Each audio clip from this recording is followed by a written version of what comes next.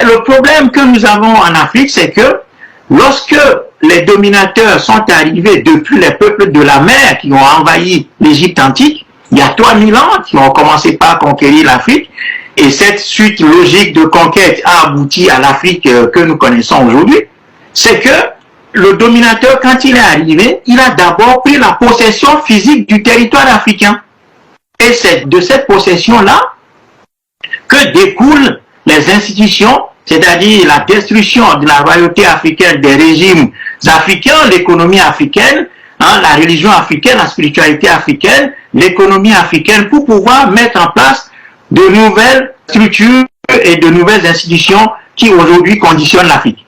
Donc, il ne faut pas inverser les bornes de l'histoire. C'est-à-dire, ne prenons pas les conséquences pour les causes, ne traitons pas les conséquences à la place des causes. Ce que nous voyons là, ce que le frère Aton a dit, ce sont les conséquences de la perte de la maîtrise physique de la géographie africaine. Donc, la première question qui se pose aux Africains, c'est s'organiser pour chasser les dominants incarnés aujourd'hui par ce qu'on appelle les élites coloniales en Afrique, détruire le cadre colonial africain qui s'appelle abusivement l'État africain, qui est en réalité un enclos colonial réuni au sein d'un continent qu'on appelle l'Afrique aujourd'hui, où les Africains sont parqués comme des animaux, tués, maltraités, chassés.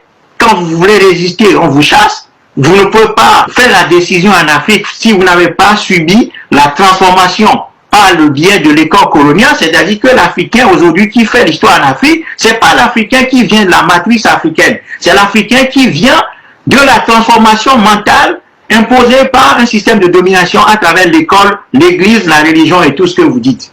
Donc, la question fondamentale, c'est que pour soigner les causes, sachons que le dominateur, quand il est arrivé, il a d'abord conquis l'Afrique militairement.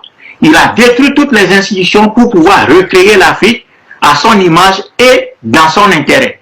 Donc, le débat, ce n'est pas les conséquences que vient de citer le frère Aton, c'est la question de la géographie. C'est pour ça que le monde là ne s'inscrit pas dans toutes ces grandes théories panafricanistes, kémiques, tout ça. Ok, ça c'est des courants qui existent, c'est très bien. Nous, on ne les combat pas. Mais nous disons que pour refaire l'histoire, un peuple doit reposséder son espace géographique. Pour reconstruire une école africaine, il va falloir reprendre le pouvoir des mains des dictateurs, des marionnettes qui sont en place en Afrique.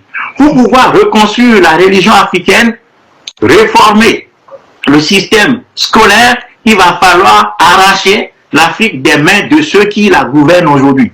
Pour pouvoir contrôler notre espace et savoir les tonnes d'or qui sortent de chez nous et pourquoi, par qui, maîtriser le circuit de nos matières premières, il va falloir arracher l'Afrique des mains de ceux qui la possèdent aujourd'hui. Donc la question fondamentale, c'est la question de la géographie. Donc voilà pourquoi le Montra insiste tant sur la géographie comme condition sine qua non pour un peuple de pouvoir refaire l'histoire. Parce que lorsque son espace échappe à un peuple, ce peuple n'a qu'une seule obligation, c'est ce que l'histoire nous a prouvé, que vous circuliez dans le monde entier, vous verrez que partout où les peuples sont tombés en servitude, la première des choses qu'ils ont faites, c'est de se mobiliser radicalement sous la direction d'un leadership patriote, sérieux, crédible, intelligent, courageux, dynamique, compétent, capable, patriote absolument, qui a pu mener ce peuple à la lutte de la libération pour ensuite entamer la reconstruction du pays. La France où vous êtes en est un exemple. De Gaulle et ses amis, si on prend l'histoire récente de la France, ces gens ont fui le pays et depuis l'étranger, ils ont organisé la résistance pour défaire les vichistes et reprendre la France des mains de ceux qui étaient transformés en marionnettes à tête, tout simplement par les Allemands.